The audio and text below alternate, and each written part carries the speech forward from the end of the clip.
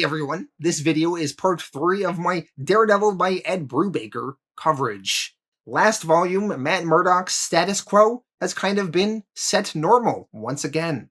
We are going to be introduced to a villain named Mr. Fear, kind of a deep cut in Daredevil's rogue gallery. And initially, Mr. Fear kind of just seems like a Scarecrow in Poison Ivy ripoff in the sense he has fear gas and he can affect people. But you know what? He's actually a really intriguing villain that becomes more interesting as this story arc goes on.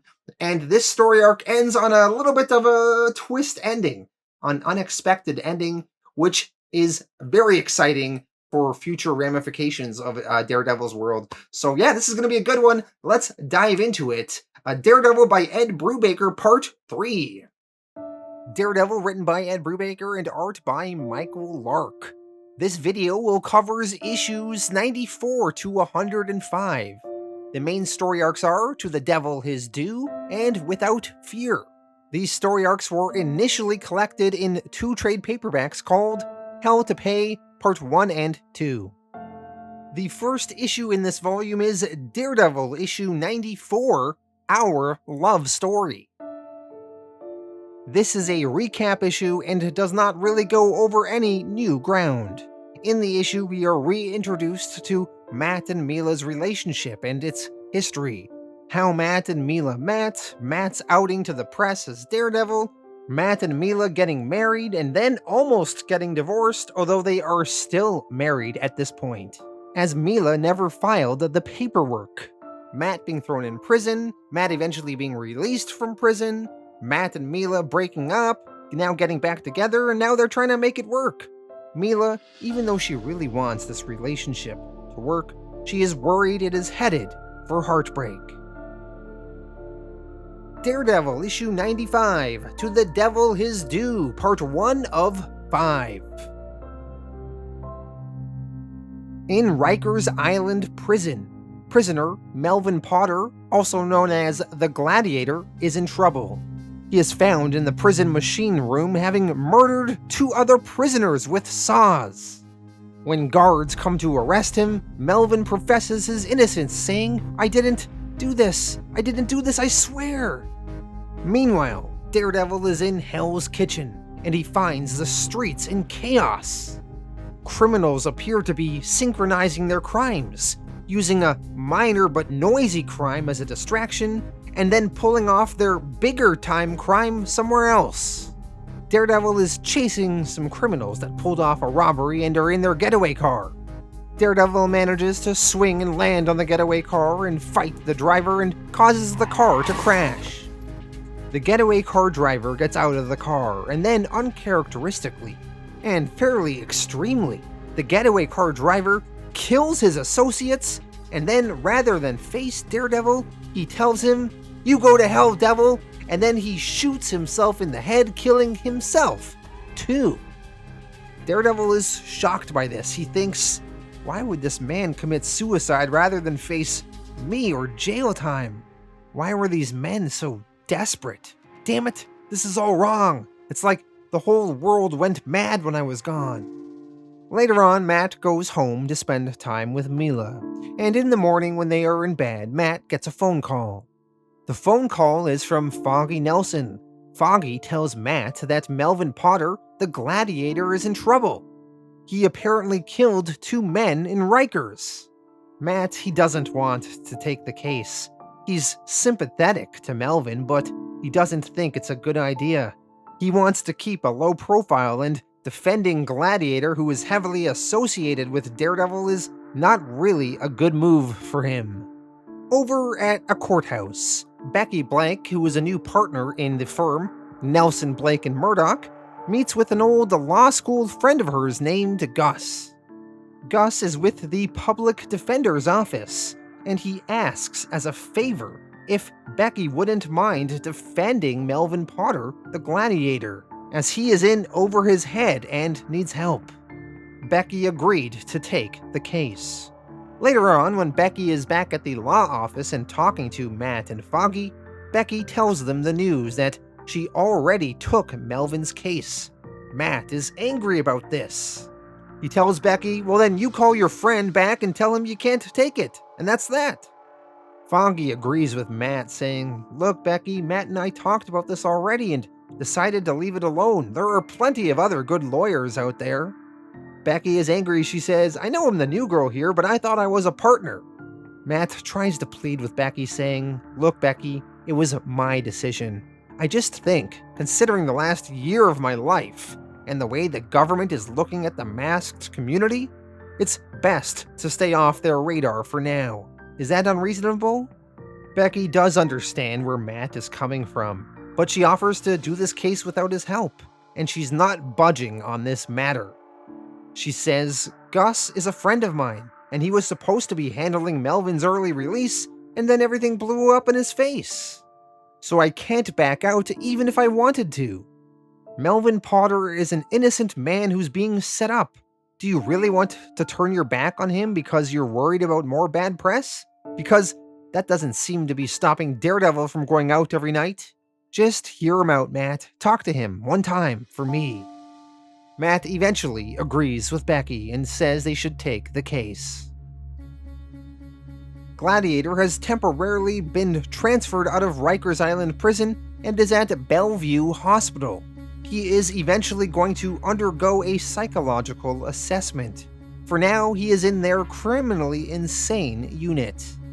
Matt and Becky go to talk to him. Gladiator professes his innocence. Matt and Becky ask Gladiator what happened. How did these two prisoners end up dead? Gladiator does admit that they were bullying him, calling him Tardo and saying other rude things to him, but he swears he didn't touch them.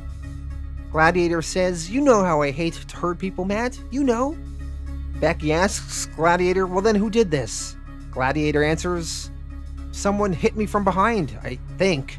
And then the next thing I know, the guards are saying I killed them. But I didn't. Someone's setting me up. Becky asks Matt, what do you think? Matt, with his heightened senses, says that Gladiator is telling the truth. Elsewhere, out on the street, Mila Donovan just left a meeting with her shrink, and she is walking home. Mila is being followed by a mysterious man in a car. The mystery man phones his boss and reports in, saying, yeah, we followed the wife like you said to. I think we finally got something. Yeah, well, get this. She's seeing a shrink. Exactly. You could use that. I think. So whoever this man's boss is, it seems like they are scheming to mess with Mila Donovan through her shrink. Over at Bellevue Hospital, Melvin Potter, the Gladiator, is being transferred with another prisoner through a stairwell being escorted by a guard.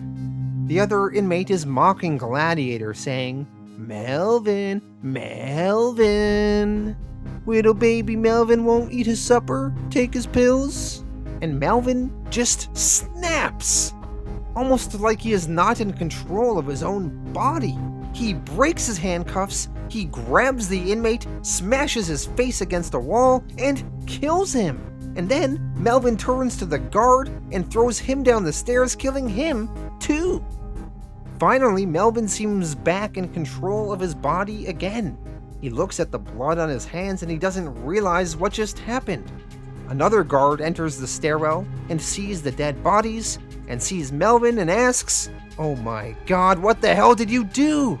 Melvin, he says, wait, I didn't do it. So what is up with Gladiator? He killed 2 people in prison, and now he killed another 2 people in this mental hospital. But yet Melvin never seems to remember that he has done anything. This is one of the central mysteries that will be playing out through these next 2 story arcs. Daredevil issue 96, To the Devil His Due, part 2 of 5. Matt and Becky are having a meeting with the assistant DA.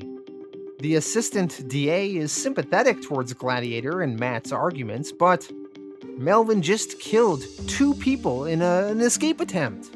Matt says that Melvin wasn't trying to escape. Melvin's got mental problems, but he's not a planner. Becky argues that Melvin must have had some kind of mental break. The assistant DA replies, "Yeah, right, a very conveniently timed one." The DA wants Melvin sent back to Rikers immediately, but Matt and Becky argue that Melvin should still have his psych evaluation. If Melvin's faking being crazy, then they'll know sooner than later, and then they can all deal with it. After this meeting with the DA, Matt and Becky go somewhere private to talk. Matt is starting to believe that Melvin did kill these people, but he doesn't understand what is mentally going on with him. The next day at Bellevue Hospital, Melvin Potter is having his psych evaluation by a Dr. Devereaux. The doctor asks Melvin, "Are you suggesting that somebody else was in that stairwell with you, Melvin, that killed those people?" Melvin answers, I don't know." The doctor continues, "What did you think when you saw those men had been killed?" Melvin answers, "That I was in trouble." The doctor asks, "So you felt guilty?" Melvin answers, "No, I felt like I was going to get blamed." The doctor asks, "You say you have no memory of the event, but do you think killing these men was wrong, Melvin?" Melvin answers, "Killing is wrong, I know that." The doctor asks, "That's true, so do you think it's possible that you killed these men?" Melvin answers, No. The doctor continues, "You've killed before, isn't it possible you're just blocking this out? Isn't that just possible?" Melvin, still confused, answers, "But I didn't." Dr. Devereaux, once she leaves her session with Melvin, goes into a back room to talk with the DA, Matt, and Becky, as well as Becky's lawyer friend, the public defender, Gus. The doctor believes that Melvin is faking being crazy and he is lying. From reading his body language, she believes that Melvin Potter is venting his anger at being imprisoned and prosecuted, and he's been around enough psychiatrists and lawyers to think he knows how to get away with it. The public defender, Gus, he thinks this is bullshit. He says that Melvin needs help. Melvin was a pussycat a week ago. He was headed for early release. Why would he do this now? The DA tells Matt and Becky, "Look, Melvin Potter is not walking on 4 homicides. My shrink says he committed with full knowledge. He's going back to Rikers to serve the rest of his current sentence in solitary. What happens after that is up to you, but I'm putting an offer on the table. Man 1, 4 counts. He'll do 15 years. That's a gift and you know it." Matt tells the DA, "We'll talk to our client and get back to you." Once the DA and the doctor leave, Matt talks to Becky and Gus. Matt thinks they might seriously have to consider this deal. Things are not looking good for Melvin. Matt argues, "Look, I'm sorry. I want to believe him, but I heard it in his voice too. Melvin does know he did this. I don't know why he did it, but he did it." Elsewhere, Mila Donovan is at her new psychiatrist's office. There, she talks to an unseen man in the reception room. The unseen man does something to Mila that is going to affect her later. After her appointment, Mila returns home and finds the place empty. That night, Matt, as Daredevil, is fighting some criminals on the street. Matt can't get Melvin out of his head. Is he being mind-controlled or manipulated somehow? What is happening to him? In the morning, Melvin is being transported in an armored truck back to Rikers Island prison. Matt follows the truck from the rooftops, escorting it. Along the way, 2 cars start following the armored truck and try to make it crash. A passenger in one of the cars shoots at the driver in the armored truck at point-blank range, causing the armored truck to crash. And then 5 men, all carrying weapons, pile out of the cars, and they go to the armored truck. Daredevil tries to fight them, and they begin shooting at him. Some of these men plant explosives on the truck and blast it open, freeing Melvin Potter inside. Melvin inside the truck appears distressed. He talks to himself saying, it's happening, but not like they promised. They lie. They always lie." Melvin then appears to no longer be in control of himself once again. He gets out of the armored truck and starts killing some of the men that freed him. And then, when Daredevil goes to talk to him, Daredevil tries to talk to Melvin calmly and and approaches him as a friend, but Melvin is still seemingly driven insane. He punches Daredevil in the stomach and then in the face and throws Daredevil to the ground. Melvin then seemingly runs away, crazed. Later on, back at his law office, Matt Murdock is talking to Foggy Nelson. Matt tells Foggy, Melvin's gone, he was sprung, but he's just gone. He's not our Melvin anymore, Foggy. Eventually, at the law office, Matt and Foggy get an unexpected visitor. It is Lily Luca from the last story arc in Europe. In that story arc, Lily Luca was given a perfume from Vanessa Fisk. The perfume had a power that any man that smelled it would think of their fondest memory, scent memory. However, it turns out there was even more to that perfume than that. The perfume had the power to make any man fall in love with you and become infatuated with you. When Foggy is introduced to Lily, he is a little bit smitten with her and maybe overly helpful. Foggy brings Lily over to Matt, but when Matt sees her, he is not happy. Matt comments, "What the hell are you doing here? Get out right now!" Lily pleads though, saying, "Matt, I need your help. I'm in trouble." Elsewhere, we see Melvin Potter running through the sewers to eventually get to his hideout, and there he retrieves his Gladiator outfit. He will don his suit once more. Daredevil issue 97, To the Devil His Due, part 3 of 5. Lily is explaining to Matt and Foggy the power of her perfume. She was at a bar 4 nights ago and 2 men were talking to her, and they started arguing about her. One of the men tells Lily, "What is that perfume you're wearing? It's got a hint of something like cinnamon, but not. It reminds me of this club we used to go to in high school, too. Really familiar, but it's just out of reach. You know that?" Lily told the man she's not wearing any perfume. The truth is, Lily has not applied that perfume in many months at this point. Yet it still seems to be having an effect on people. Eventually, 2 of the men in the bar got in a fight over Lily, and one of them took a beer bottle, smashed it, and stabbed the other. And then he casually turned back to Lily and says, "Now where were we?" Lily already ran off, though. Lily, after explaining this story to Matt and Foggy, asks for help. She pleads, "People are getting hurt because of me. I stopped using that perfume Vanessa Fisk gave me months ago, and it's not going away. Whatever it is that it does to men, it's a nightmare." Matt asks Lily, "Okay, but what do you want me to do about it?" Lily answers, "Vanessa Fisk said one of your enemies was responsible for its creation, so I'm hoping you can find whoever that is so they can make this stop." Matt eventually agrees to help, but not directly. He's going to hand Lily off to his investigator, Dakota North. She's good, and if there's something, she'll find it. Matt tells Lily he's going to set up a meeting between Dakota and Lily for tomorrow. Later on, Matt, as Daredevil, goes and surveys the destruction that Gladiator has brought onto the streets. Gladiator went on a killing spree, going to Chinatown and mowing several people down. It was a massacre, and Daredevil has no explanation for it.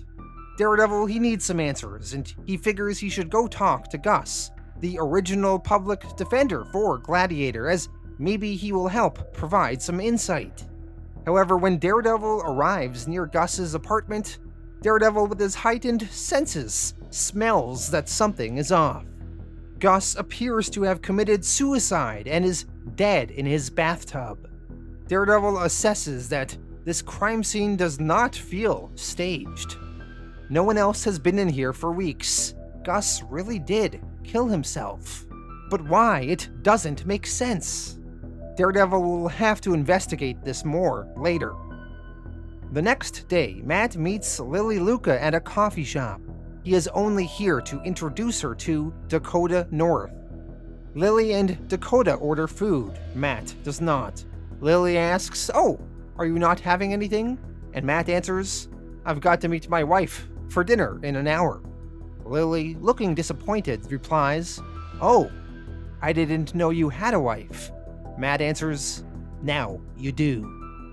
Later on, when Matt does meet Mila for dinner, they discuss their day. When Mila finds out that Matt had met Lily earlier, she starts getting a little bit jealous and starts acting a little erratic. She tells Matt, "What? You met her? You should have just turned her away. The woman tried to set you up. Can you never say no to anyone? Promise me you won't see her again." Matt questions, "What is this about?" Mila answers, "You told me what she does to men, but you never said what she does to you." Matt explains to me she doesn't do anything to me, not anymore. Mila to this replies, "Matthew, I may not have your enhanced senses, but I know when my husband is lying to me." Their dinner and argument gets interrupted by Gladiator, who busts into the restaurant. Gladiator shoots a saw at the waiter, cutting him down. Matt grabs Mila and brings her to the floor. He tells her, "Mila, I'm going to distract him, and when I do, you run. The doors open just straight that way. Follow my hand." As people are fleeing the restaurant, Gladiator is yelling out, "Where are you, Murdock? Where are you hiding?" Matt tells Mila, "Run and don't stop till you get home." Matt then attacks and kicks Gladiator. Mila starts running. Matt quickly changes into his Daredevil outfit. Just in case someone spots him, he doesn't want them seeing him fighting as Matt Murdock.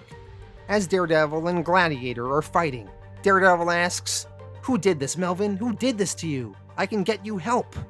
Eventually, the sound of police sirens start closing in.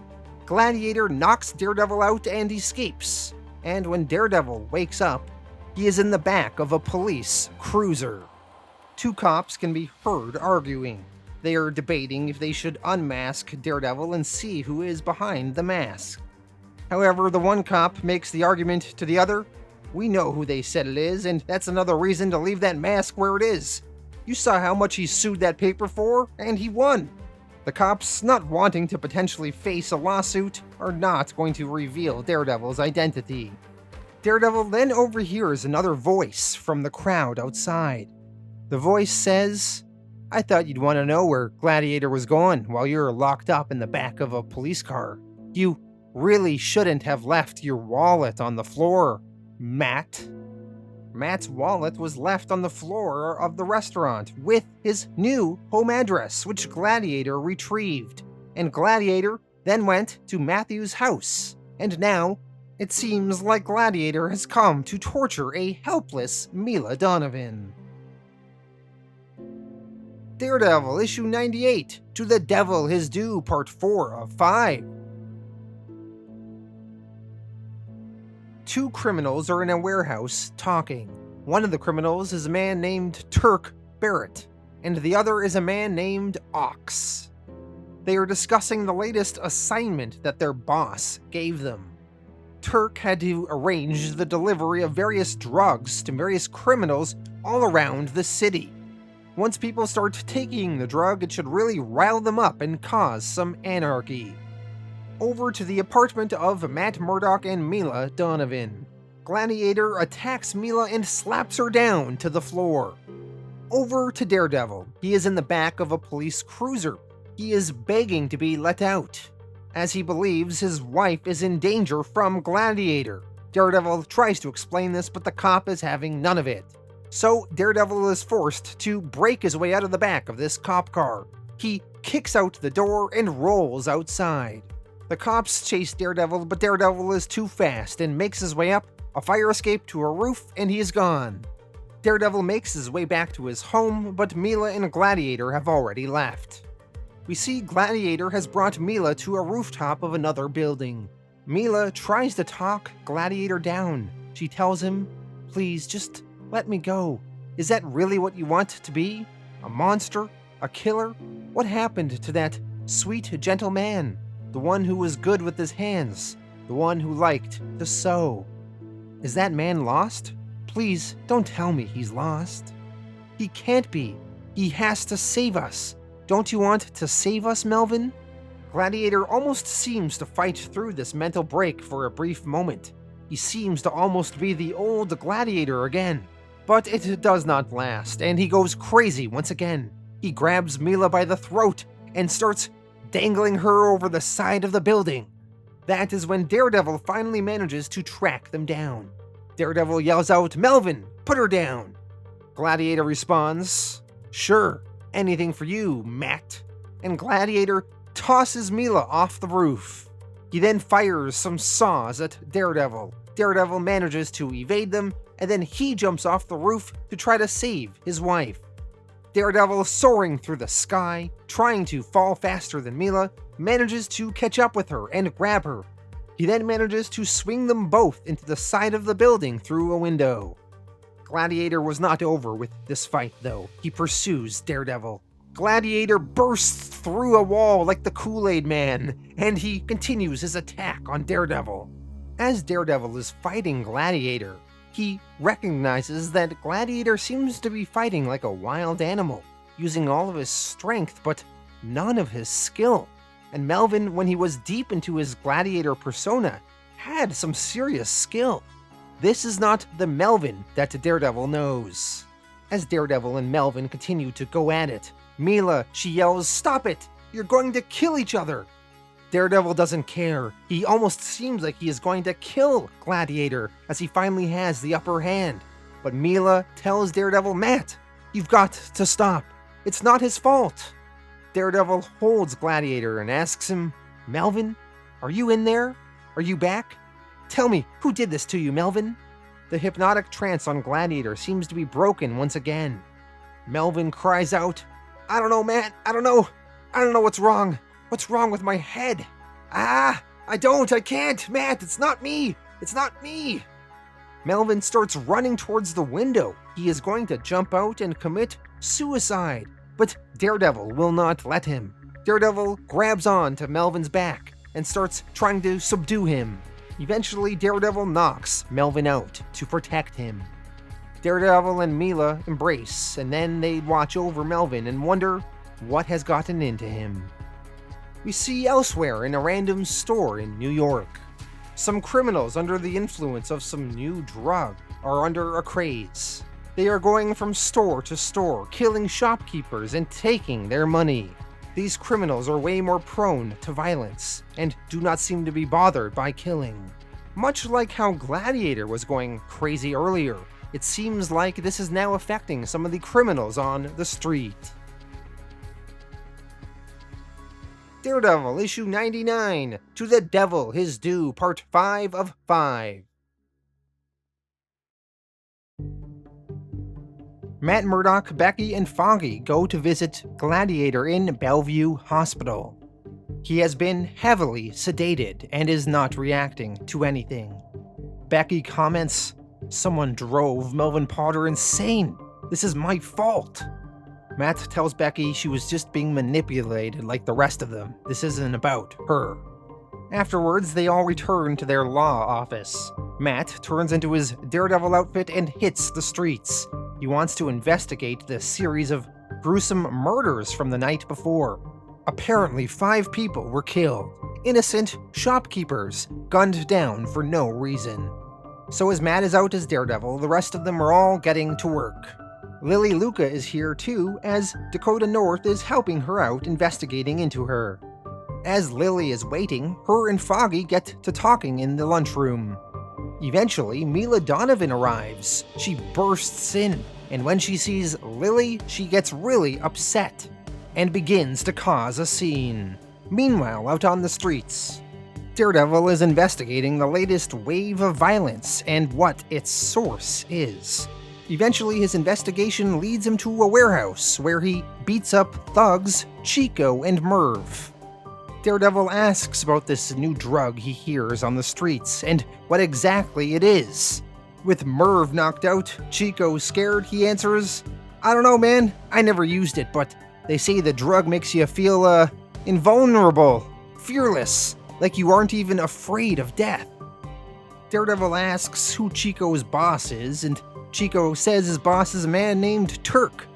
Daredevil goes to check out the location of this supposed Turk. Turk is a man that Daredevil does have some experience with. although this is uncharacteristic of him. Running drugs in the kitchen? That's not really his style. Turk is more of a follower than anything. As Daredevil arrives at the hideout of where Turk supposedly is, he gets bombarded by an odorless gas. Daredevil can't smell it, but he can feel it on his skin. Daredevil then gets attacked by some others that were waiting for him. While that is happening, back at the law offices, Foggy is talking to Mila. Mila is crying and hysterical. Eventually, Foggy offers to walk her home. Before he leaves, Foggy tells Dakota North and Lily Luca that he's gonna head out and take Mila back.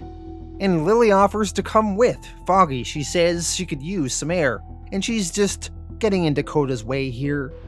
Foggy, still a little bit infatuated by Lily due to this perfume and its effects, so he can't really say no to her, and he accepts her offer to come along. Foggy, Lily, and Mila leave, and they begin walking towards Mila's home. Foggy takes her into the subway, and they begin waiting for the train. Mila starts acting a little bit erratic. She says to Foggy, "I take the subway every day. I don't need an escort." Foggy explains, "Hey, I just wanted to make sure you got home safe. Matt would want me to." Mila responds, "What? Want you and her? Making sure I'm safe? Really?" Lily apologizes to Mila and says, "Hey, I don't know what I've done to you, but I'm sorry you feel that way, Miss Murdock."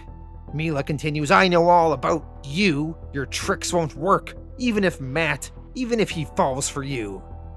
Lily, she says, hey, it's not like that. I don't have any designs on your husband." And Mila, she starts freaking out saying, You're a liar." Foggy's trying to calm Mila down saying, "Relax, Mila, Lily's not doing anything wrong." Much like Gladiator, Mila is starting to act a little erratic. Meanwhile, back over to Daredevil. He is in this hideout and fighting through a whole bunch of men. One of them is this criminal named Ox, whom we met earlier. All of the thugs here have been given an antidote to this gas, but not Daredevil. He begins to feel a little bit drowsy. Ox, he then grabs Daredevil and drags him over to their boss. Back at the law offices, Becky Blake and Dakota North are talking. Dakota North has discovered something. She tells Becky, "I found something a little weird, something I wasn't even looking for. A link between your deceased friend Gus and Vanessa Fisk. I was able to track some of Mrs. Fisk's financial transactions, and there's a guy she wired a lot of money to, and that same guy is one of Gus's most frequent calls from his office." Becky asks, Who is it?" Dakota answers, "Some teacher of his from Empire State Night School. Does the name Lawrence Cranston mean anything to you?" Back over to Matt in that gassy hideout. Ox drags Matt over to his boss, his real boss. It is a man named Mr. Fear, aka Lawrence Cranston. It turns out Mr. Fear was the person responsible for giving Vanessa Fisk the perfume that she used on Lily Luca and influenced her. Mr. Fear was also the person responsible for Gladiator's mental break. And he was also the one responsible for messing with Mila Donovan, who we are starting to see break a little bit, too. So who is this Mr. Fear? In case you are not familiar with him, let me give you a little background information. There were actually a few Mr. Fears over the years, but we are concerned with the third one, a man named Lawrence Cranston, who first appeared in Daredevil issue 88 in 1972. Larry Cranston was a law school classmate of Matt Murdock, and he hated Murdock for always being praised, as well as defeating him in a mock trial in their school. Larry witnessed the murder of the original Mr. Fear, Zoltan Drago, and Larry then obtained Drago's fear gas equipment and decided to take revenge on Matt Murdock by attacking him as Daredevil, suspecting Matt and Daredevil were one in the same.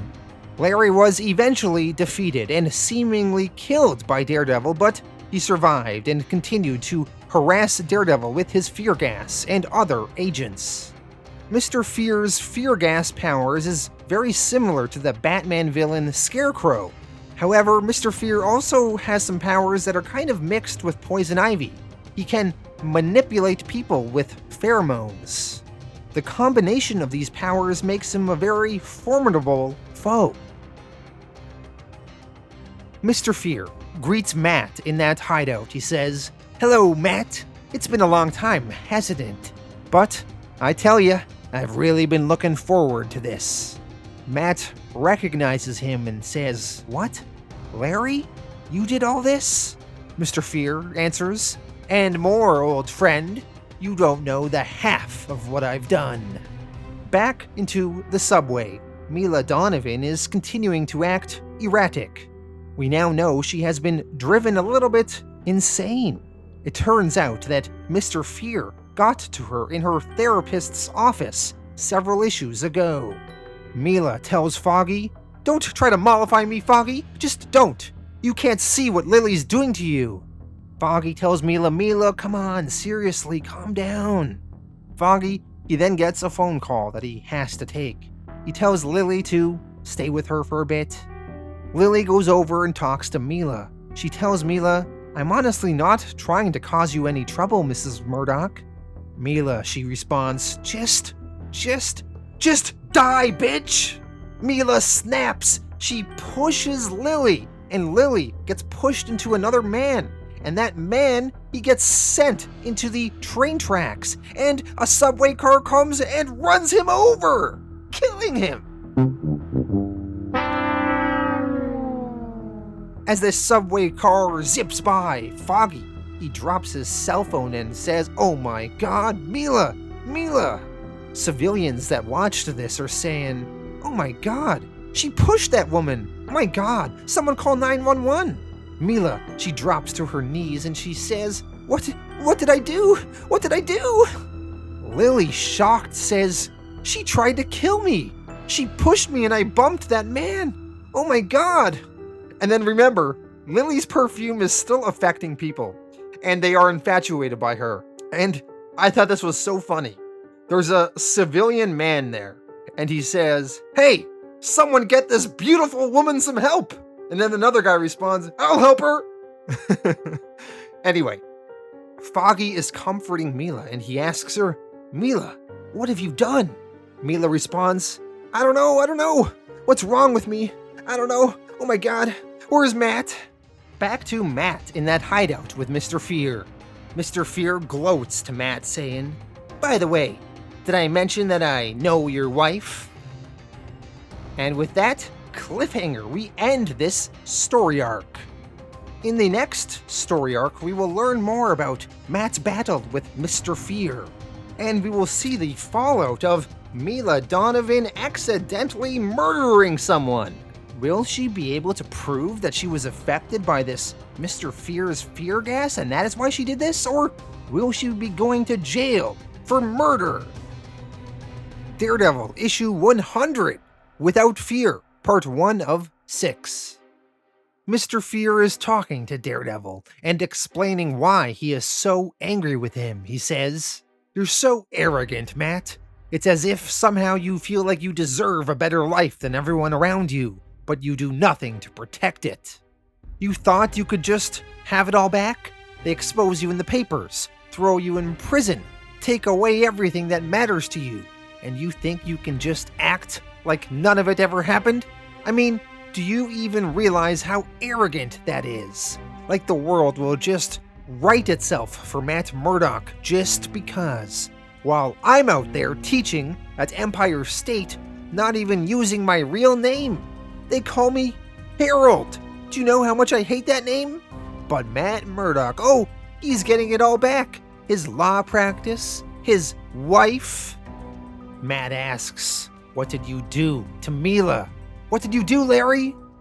Mr. Fear responds, "No answers for you, not here. Instead, let's see how your special senses like my new improved gas. Let's see what you're really afraid of, Matt. Let's see what's hiding inside the man without fear." Mr. Fear sprays Daredevil with some more gas, and then gets his henchman Ox to throw Daredevil out the window of the building they are in. Daredevil, as he is falling out the building, he manages to slow his fall and lands safely in the middle of the street. Although when he lands in the street, he accidentally gets bumped by a car. As the driver gets out to check if he's alright, Matt screams at her saying, "Get away from me now!" The effects of the gas start kicking in, and Daredevil begins seeing things that aren't really there. 2 police officers see Daredevil and try to arrest him. But the effects of the gas make Daredevil believe that they are hand ninjas coming to attack him. Daredevil fights through the cops, and then he imagines Kingpin and Bullseye coming after him, too. Eventually, Daredevil snaps out of it for a brief moment. The cop, with his face beaten, says, "Please, just stop hitting me." Daredevil retreats and tries to get somewhere where he is not around any people. Daredevil then hallucinates and imagines that Karen Page is there. He tries to kiss her, and Karen tells him that the relationship will never work because you have to be the man without fear, and what good is that? Because love is fear, Matthew. It turns out Daredevil trying to kiss Karen Page was actually Matt trying to kiss a homeless beggar woman. Oh man, Matt is tripping hard off of this fear gas. Daredevil then hallucinates Black Widow and then Elektra. Daredevil then hallucinates himself as a kid and others making fun of him for being a little blind boy. He then hallucinates Mila, all while in real life, some of Mr. Fear's henchmen are beating up Daredevil. As the henchmen are beating on Daredevil, Daredevil imagines himself in the ring with his dead father. Matt's dad tells him, "You can't be a man without fear if you let people in, Matt, but you can't be a man at all if you don't." And then in the hallucination, Matt's dad gets shot in the head. And then Daredevil, he kind of wakes up again and snaps out of it. He realizes he has just beat up the henchmen that were attacking him. Daredevil, now with his regained senses, tries to investigate into this Larry Cranston. He heads to where Larry's apartment supposedly is. Daredevil kept tabs on Larry over the years, clearly not as often as he should, though. As Daredevil approaches the apartment, his radar sense picks up on a person inside, on the top floor, about the same size as Larry. Maybe it's him, although this would be too easy. Larry can't be that stupid enough to think he already won this. As Daredevil heads inside the apartment, he instead hears the buzz of household electronics and a frantically beating heart. A man is tied to a chair. We will learn in the future that this man is named Dante V. Govich. He is a chemist that worked for Mr. Fear. The man has a bomb strapped to him and duct tape over his mouth. Mr. Fear, Larry Cranston's voice, can be heard on a computer. This was all just an elaborate trap for Daredevil. Matt hears the sound of a detonator going out, and he flees just in time to avoid being caught in a massive explosion. The apartment blows up and the bespectacled man inside dies. Daredevil eventually retreats home for the night. When he arrives home, Foggy Nelson is there to greet him. Matt is worried. He asks Foggy, "Where's Mila? She's not dead, is she?" Foggy answers, "No, but it's not good. I don't know how else to say it. She's lost her mind. It's like with Melvin Potter, like someone just flipped a switch in her head and she lost it." Matt asks, "My God, where is she?" Foggy answers, "You don't understand, Matt. She's in jail, waiting to be booked for murder. She killed someone." Matt responds, "Oh my God." Daredevil issue 101, Without Fear, part 2 of 6. With Daredevil's wife driven insane, he is now hitting the streets, trying to find information on this Mr. Fear. Daredevil is extra violent in his interrogations this night. He throws one man through a window and he breaks another's arm. Daredevil, he asks the people, "Where the hell is Mr. Fear?"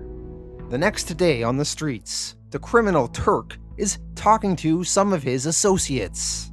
Turk's associates are saying how crazy Daredevil was the night before. He's breaking people's arms. He's trying to get information on this Mr. Fear. Turk, who recently threw in with Mr. Fear, is starting to have second thoughts. Turk comments, "Damn, I hate when I back the wrong horse." Turk's people reply, "What do you mean? Mr. Fear's the man. Scariest dude I've ever seen." Turk replies, Sure, Mr. Fear's got serious heat, but you overplayed this shit. I seen it before. Even Kingpin learned eventually. You don't push Murdock too far. There's a monster sleeping in that man, and you don't want to wake it up." Once Turk's people leave, he gets on his cell phone and says, "Yeah, it's Turk. Tell your boss I can help him find what he wants." We jump back 3 days in time. Matt and Foggy go to visit Mila Donovan, who is being kept in a detention center. They are shocked to find her sedated and strapped to a bed. She is not in good condition. When Matt talks to Mila, she is crying profusely, and then all of a sudden she has a burst of anger. Mila is really all over the place. Eventually, Matt and Foggy meet with District Attorney Algren to discuss Mila. Matt wants Mila released on bail, but the district attorney says absolutely not. A dozen witnesses saw her push someone in front of an oncoming train after yelling, "Die, you bitch!" Matt responds, "She's not at fault. We believe she was drugged by an enemy of Daredevil's who believes what the papers said about me." The DA asks, "Do you have any proof of this?" Foggy answers, "It's the same thing that was done to Melvin Potter." The DA, after hearing their argument, says, "Okay, look, I'm not inhuman, guys. I know this is your wife, Matt, but if what you're saying is true, that makes it worse. She's been given a drug that makes her homicidal. Bottom line, I won't even consider bail until she passes a psych evaluation." Later that night, Matt decides to return to where Mila is being kept. He can't take her home, but that doesn't mean he can't sneak in as Daredevil and spend some time with her. So he does just that. He manages to sneak into Mila's cell and be with her. He helps ease her mind. He spends some time with her. He cuddles her. He eventually tries to give her some tips that will help her beat her psych evaluation. Mila will have to suppress what's making her paranoid and angry. He tells her, "Look, you just gotta clear your mind and think of one thing. The calming sound of morning, birds chirping as the dawn touches them. Do you hear it in your mind?" Mila, trying this out, says yes. Matt tells her, "Good, keep it. Focus on it." They practice this all through the night until eventually Mila is too tired to keep practicing and she goes to sleep. And Matt holds her some more while she rests. And eventually, he leaves before the morning, before the guards can come. In the morning, Daredevil meets with a Detective Kurtz. Detective Kurtz is talking to Daredevil as a courtesy to Dakota North.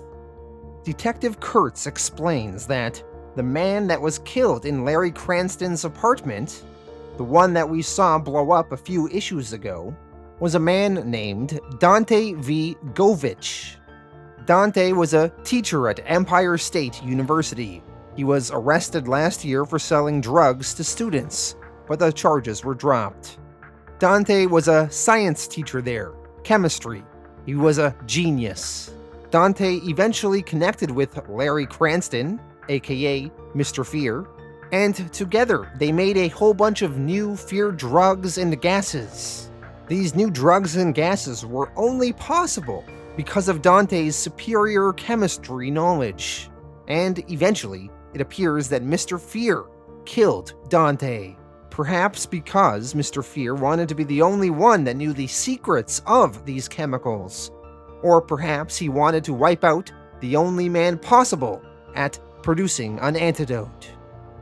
At the end of Daredevil and this Detective Kurtz's conversation, Kurtz comments saying, "So, we got a dead genius who helped a supervillain make a bunch of new gases and drugs, one of which is already turning half of New York's crooks into psychos. And our supervillain, Mr. Fear, has gone underground. Where the hell does this leave us?" Daredevil answers, "I don't know, Detective. Nowhere good."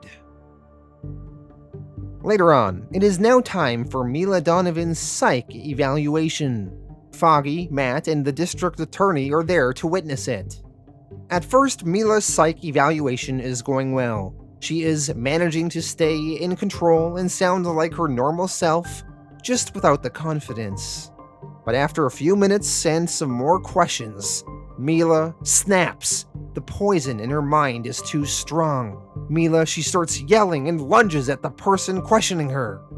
Mila is not going to be out on bail. A few hours later, a judge orders Mila to be put into protective custody at Bellevue Hospital, to be kept under constant watch, away from the other inmates. Matt is very distraught. He starts arguing to the judge. The judge argues back with Murdock. They start yelling back and forth. Foggy tells Matt to calm down. He is not helping their cause. Matt keeps going though, so the judge is forced to take him into custody for contempt of court. Matt is going to have to spend the night in prison. And poor Mila, she just seems confused, not even understanding what is going on.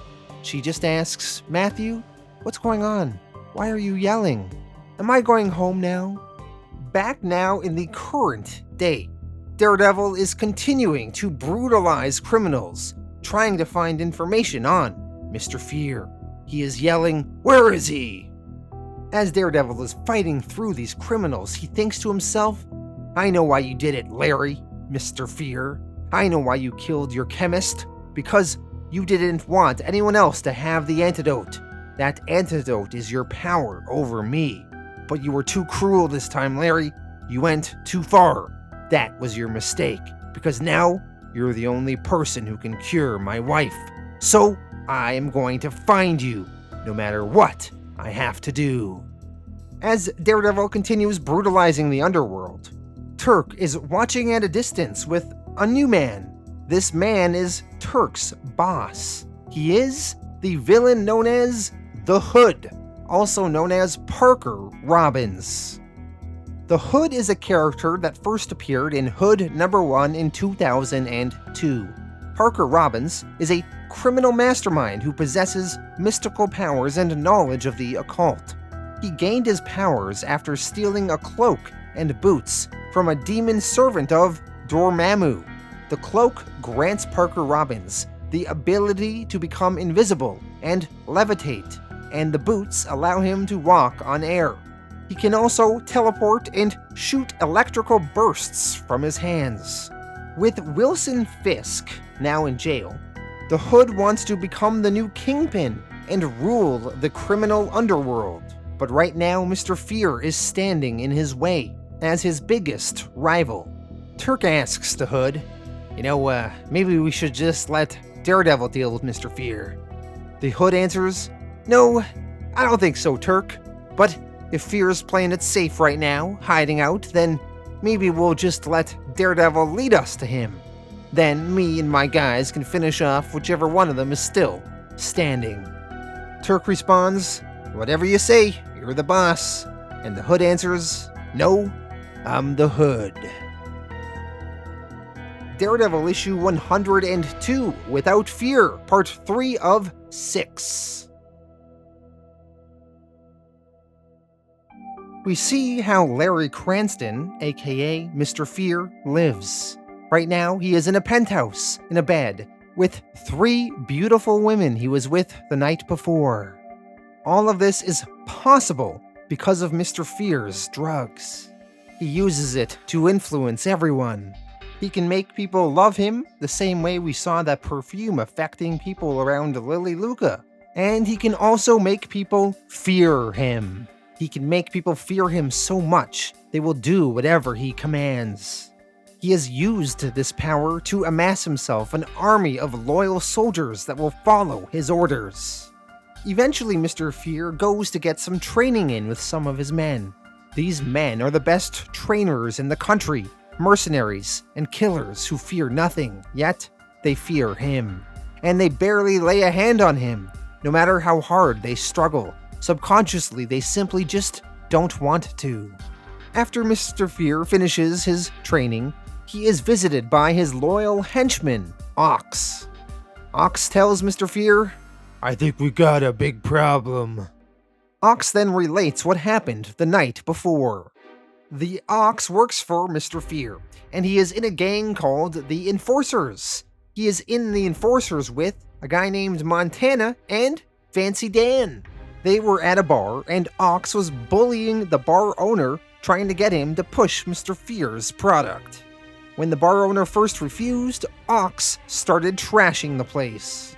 All of a sudden, though, he got interrupted by some members from the Hoods gang. There is Ryker and Razor Fist. The Wrecker announces, "New York City, all of it, belongs to the Hood."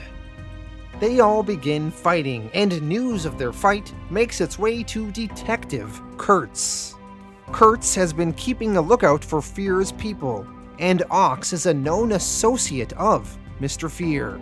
Detective Kurtz tells Dakota North, who eventually tells Matt Murdock, who then quickly jumps into action as Daredevil to try and get a lead on Mr. Fear. Daredevil eventually arrives at the scene of the criminal fight. The Enforcers, Ox, Montana, and Fancy Dan on one side, and the Hoods gang, Wrecker and Razor Fist on the others. Daredevil would have a hard time fighting 5 ultra-powered, highly skilled foes, so instead he maneuvers through the fight so they harm each other. Eventually the police arrive, so the Enforcers retreat. Daredevil, he was still busy fighting Wrecker and Razor Fist that he didn't realize the Enforcers, along with Ox, had left. Before Daredevil can leave to follow them, Wrecker brings down a brick wall on Daredevil, temporarily incapacitating him. Wrecker gloats, "You ain't even in the Avengers, idiot!" Back to the current day once again, Ox has finished reporting these details to Larry Cranston, Mr. Fear. Ox tells Larry, "The Hood and his guys, though, they ain't gonna stop coming at us, boss." Larry answers, "I'm not worried about the Hood. I'll deal with him when the time comes. Right now, it's all about Murdock, Daredevil." Ox replies, "Yeah, but I mean, the Wrecker dropped the wall on him, boss." Larry replies, "I heard you the first time, Ox, but you don't know Murdock like I do. He's a survivor. That's his curse, really, whether he knows it or not." Daredevil did indeed survive. You see, he somehow made his way into the sewers, and he took the sewers home. Along the way, Daredevil is annoyed with himself that the Enforcers snuck away. As Daredevil returns home, he is now dressed as Matt Murdock, and he sees that Foggy Nelson is there, along with Mila. While Matt was out as Daredevil today, Foggy was in court, arguing for Mila. Apparently, Lily Luca is having a hard time keeping her story straight. She says now that she's not sure Mila even meant to push her. Take that confusion and add in Mila's blindness, and Foggy was able to convince the district attorney to release Mila into Matt's custody, pending trial. Matt and Mila hug. Foggy explains that there are conditions, though they're not out of the woods yet. Mila is on house arrest and has to be under constant care. Foggy then introduces Matt to a woman named Elsa. She is going to have to live here for now and watch over Mila. Elsa has to make sure that Mila continues to take her medication, and Elsa will also have to report daily on Mila's conditions to her superiors. Foggy continues on saying, "I was able to convince the district attorney that Mila's a victim and that she needs a calm environment to heal in. The DA is not such a bad guy, really. He doesn't want to see Mila suffer. Mila is still a little doped up and out of it." Eventually, Elsa takes Mila up to her room to go to bed. Matt asks, "So the DA won't drop the charges?" Foggy answers, "No, he's gonna want some kind of plea deal, but if we can cure Mila, we can probably keep her out of prison. Plead temporary insanity, get a no fault." Matt expresses that he just can't believe it. She's finally home. Back in Larry Cranston's penthouse suite, Larry reflects on the new news that Mila has been released from prison. Larry thinks to himself, "Can you feel it yet, Murdock? Is it sinking into your bones? Or are you still too happy to have your wife back in your arms? No, I think you're feeling it. The fear. You can hold Mila as tight as you want to, but you can never escape that. Your happiness is fleeting, Murdock, and deep down you know it. You fear the inevitable, that she'll be taken from you again. And you're right too, because this is all part of my plan. Daredevil issue 103, Without Fear, part 4 of 6.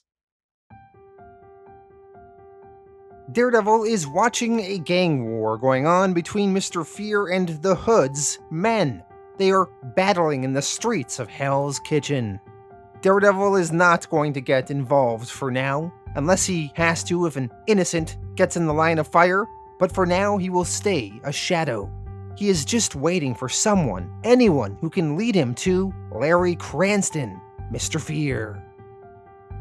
Over at the offices of the district attorney, Foggy is there with Lily Luca. Mila was released from prison because Lily Luca recanted and changed her story of what happened in the subway. The district attorney wants to question her more on this. Foggy is here as a friend to give her some legal backup.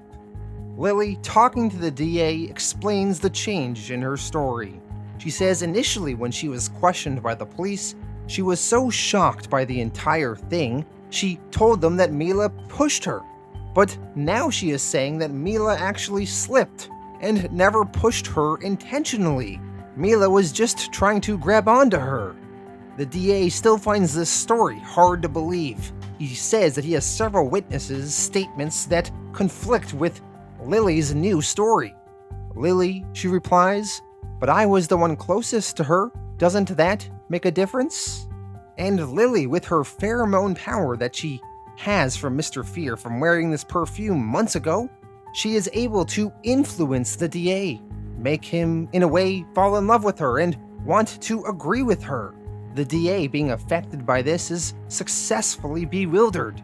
He replies to Lily, It might. Let me think about it." Foggy, seeing the influence of Lily's pheromone power, is very uncomfortable by it.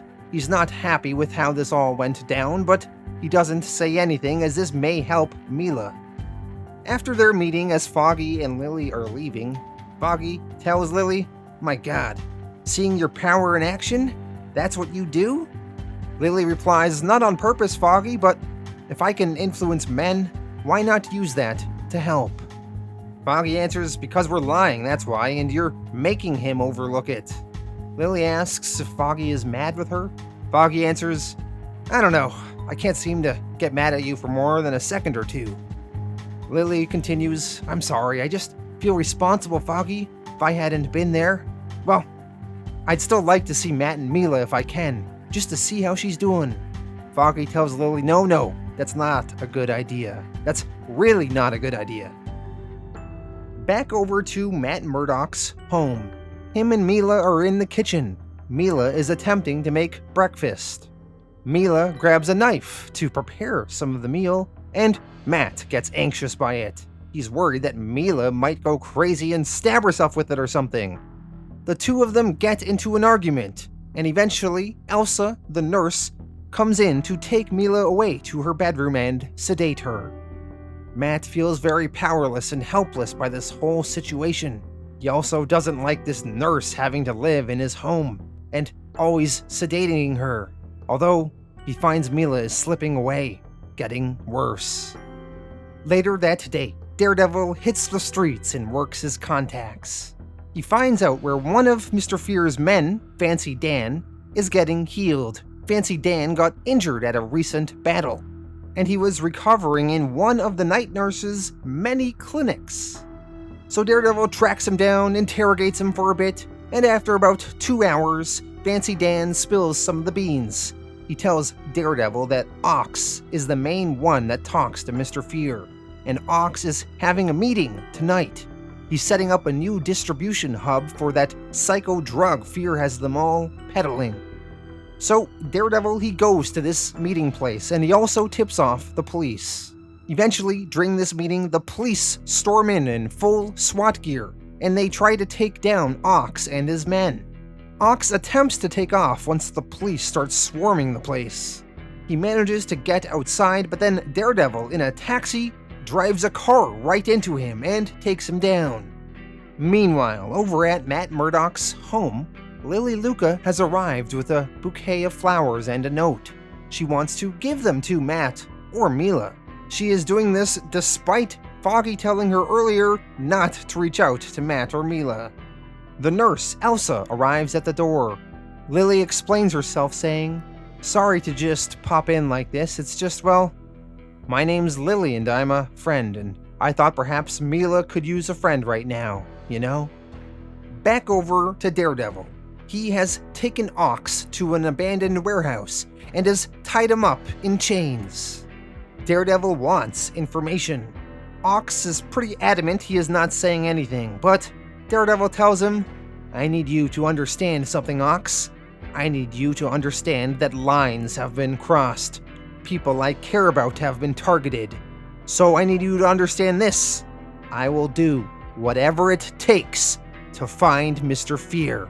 Whatever it takes."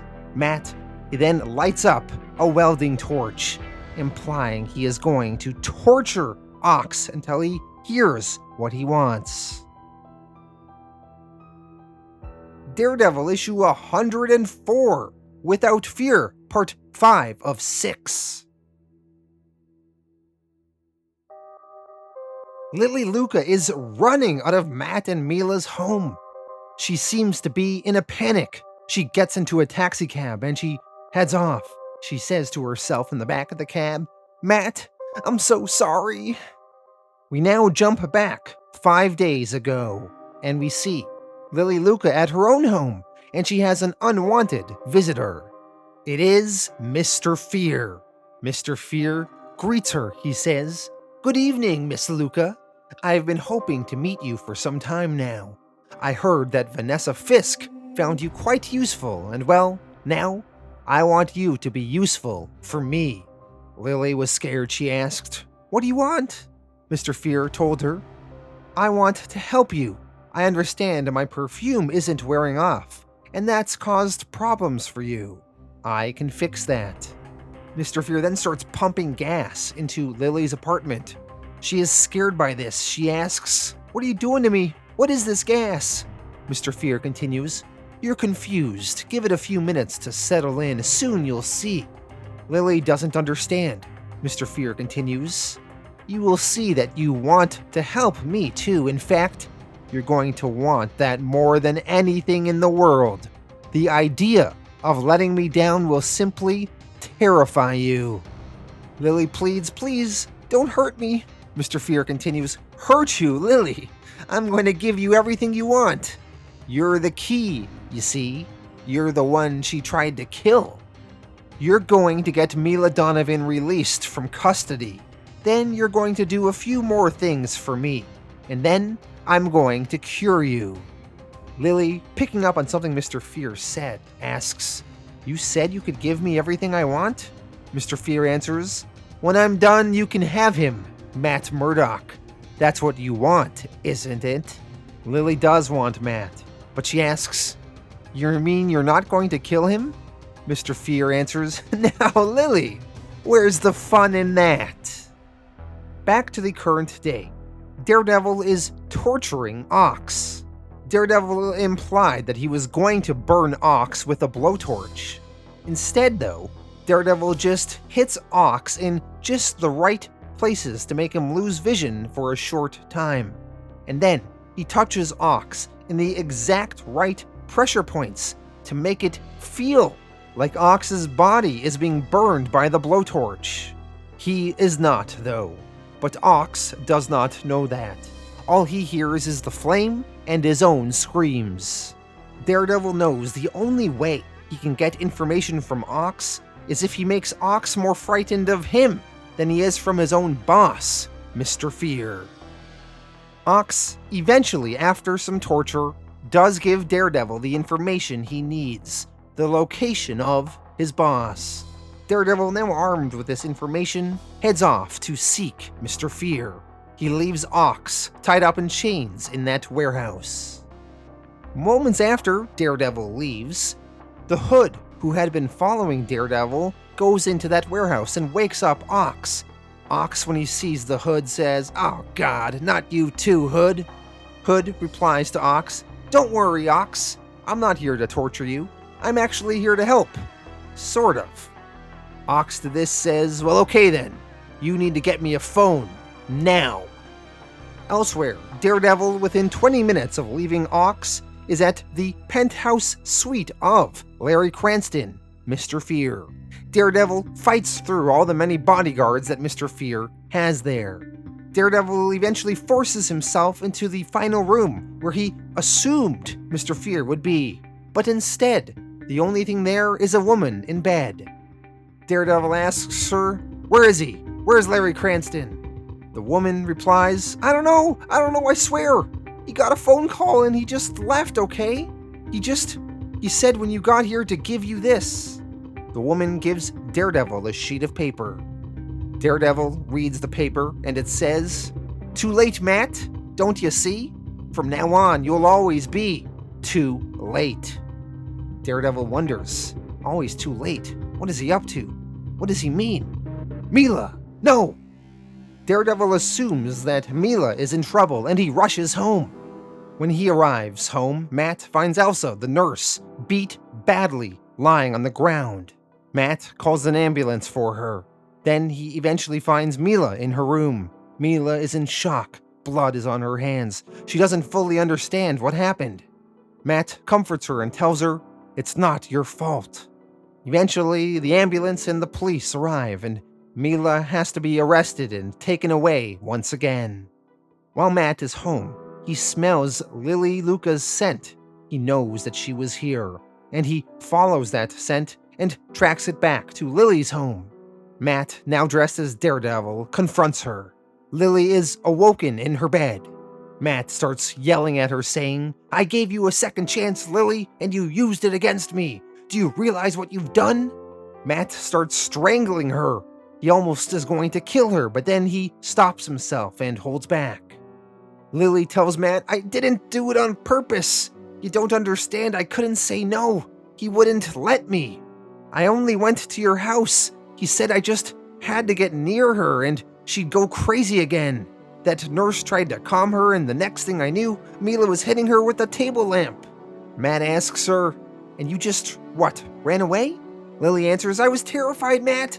You don't know what that man does. How he made me feel about him. My God, I'm shaking just talking about it." Lily, she was so overwhelmed by Mr. Fear's powers over her, she had to do what he asked of her. Matt tells Lily, "Don't try to get sympathy from me. I don't have any. Just tell me where he is." Lily replies, "I don't know. He called earlier when I got home. He actually congratulated me. He said he had to meet someone in the kitchen at midnight, and then he'd be by later to give me my reward." Lily, she's crying as she says this. Elsewhere, somewhere in Hell's Kitchen, Mr. Fear, along with 2 bodyguards, arrive at a bar where supposedly Ox is waiting for him. As Mr. Fear enters the bar, Mr. Fear's bodyguards are shot in the back and killed by the Hood. The Hood tells Mr. Fear, "I told you to come alone." Finally, for the first time, these 2 villains that are vying for control of Hell's Kitchen are face to face. Both of them are in a standoff against each other. Mr. Fear is pointing his fear gas canisters, threatening to shoot them, and the Hood is pointing his guns at Mr. Fear in response. After a few moments, the Hood eventually stops aiming at Mr. Fear. He then tells him, "Okay, Mr. Fear, I guess it's time you and I came to an understanding." Daredevil issue 105, Without Fear, part 6 of 6, the conclusion.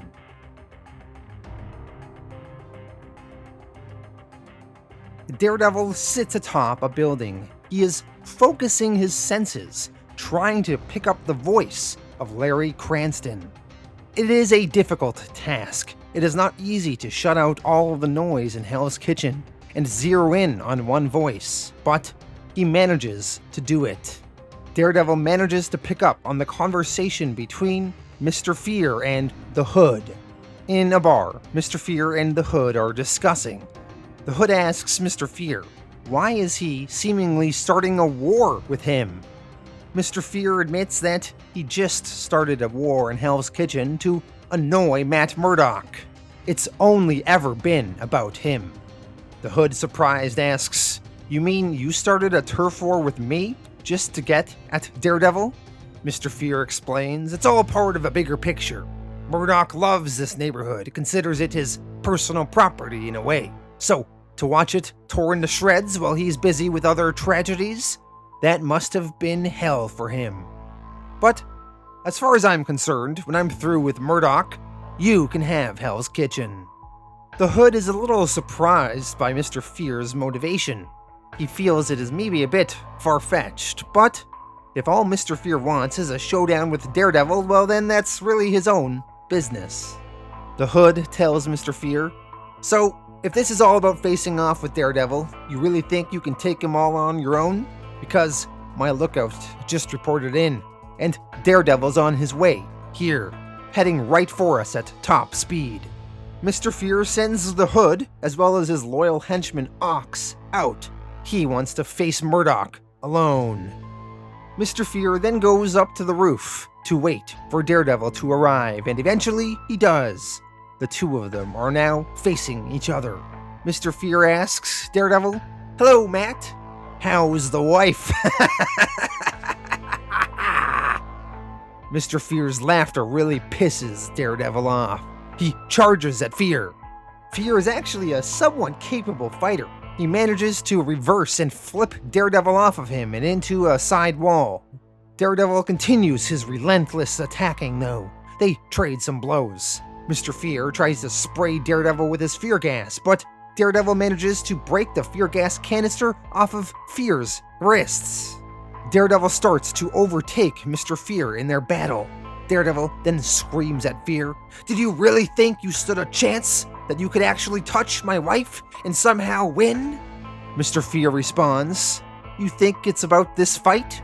It's not at all, cause I showed you what being afraid is, Matt. And just look at your life now. You must be terrified. Daredevil asks him, yeah? And what are you scared of, Larry? Mr. Fear responds, these days, not a thing. Try me. Daredevil, wanting to get a raise out of Mr. Fear, grabs him and throws him off the roof, saying, okay, I will. As Mr. Fear is falling off the roof to his incoming death, he is not scared. He doesn't even scream. He's not afraid at all. Mr. Fear has used his own chemicals on himself, and he no longer has any fear.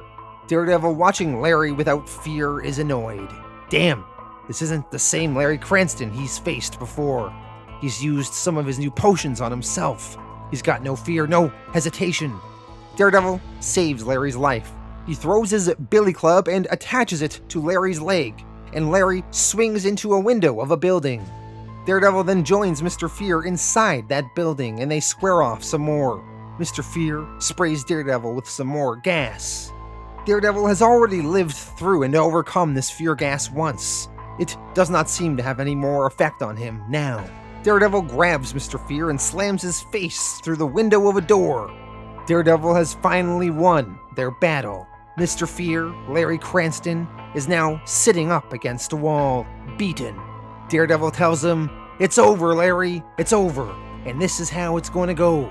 You're going to cure Mila, you're going to cure Melvin Potter, and then you're going to jail for the rest of your pathetic life.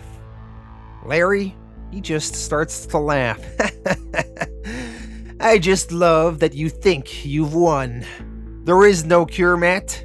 That's why I had to kill Dante Govich. He was my chemist. Can't believe that didn't occur to you, Mr. Valedictorian. So go ahead, hit me some more. It means nothing. Everything you do means nothing. Daredevil responds, no. Larry continues, 'cause I beat you weeks ago. You just didn't know it. Daredevil, with his heightened senses, knows that Larry is not lying. Larry continues, and guess what, old buddy? You still need me. I'm the only one who can tell them what really happened to your wife. So don't go getting any crazy ideas, cause, no one likes a sore loser. Daredevil lets Mr. Fear live, and sure enough, over the next 12 hours, Mr. Fear does admit to everything that Matt needs him to. He confesses to everything he's done: the murders in Hell's Kitchen, Melvin Potter's escape and rampage, drugging Melvin and drugging Mila, everything. He's like an artist claiming credit for his work. Detective Kurtz, who is taking Mr. Fear's confession, asks, "My question is, why do all of that? Just to get at Matt Murdock?" Mr. Fear answers, "What can I say? I just don't like the guy." In the aftermath, Melvin Potter, the Gladiator, and Mila Donovan are cleared of their crimes. But there is no cure for them.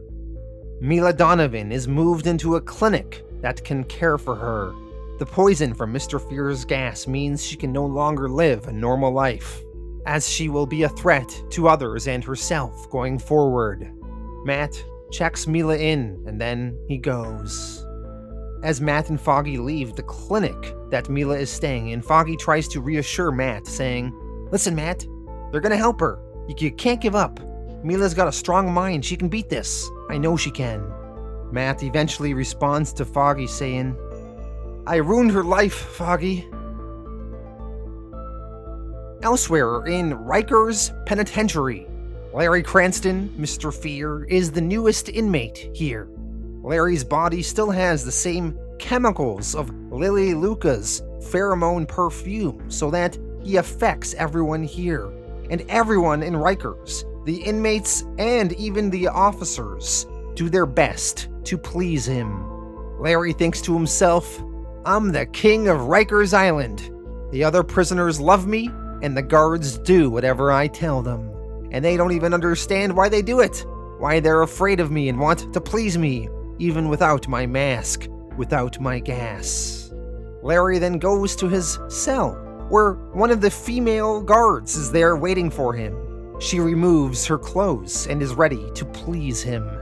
Larry tells her, "Correctional Officer Markham, I wasn't expecting you today." The correctional officer replies, "I just can't seem to stay away. You're gonna cost me my job, convict." Larry tells her, "Oh, I won't let that happen." The two of them start making out.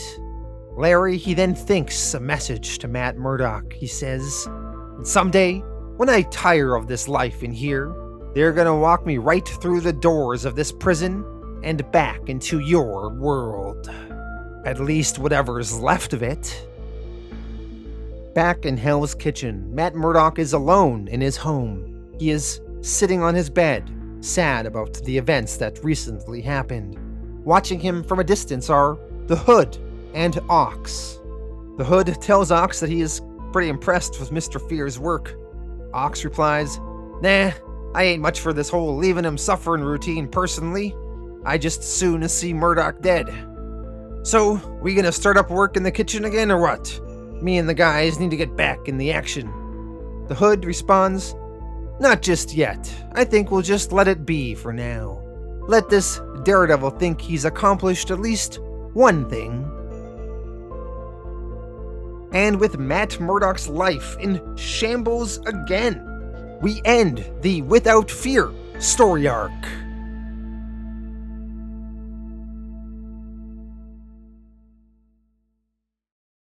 Alright, let me break down my thoughts on the story arcs in this volume.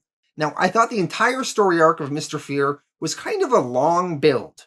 We have Gladiator going insane, and slowly Mila Donovan is being affected, and there's lots of mystery behind what is causing this. And it kind of goes on for a while, but I think in the end the payoff was pretty great. Mr. Fear is actually a pretty compelling villain, pretty scary. He can drive people insane. And the confrontation between him and Matt was pretty good. Tying in the enforcers and the Hood was also kind of interesting.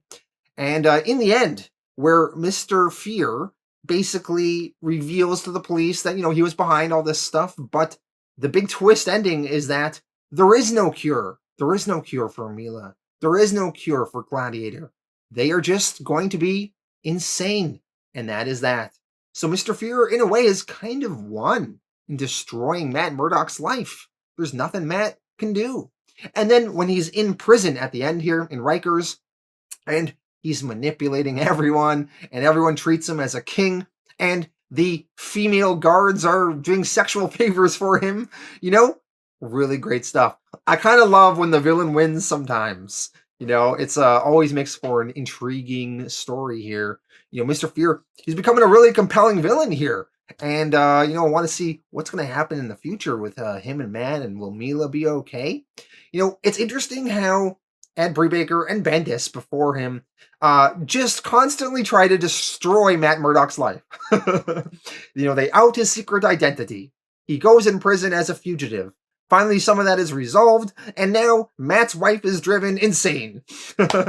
Poor Matt can't catch a break. But why do I love watching his life turn to shit? I don't know, but I do. So yeah, this was a pretty fantastic volume, mostly because of that kind of twist ending there. But yeah, I enjoyed it. I'm going to give it an 8.5 out of 10. Thank you all for watching, and I'll be back next week with the continuation of Ed Brubaker's Daredevil.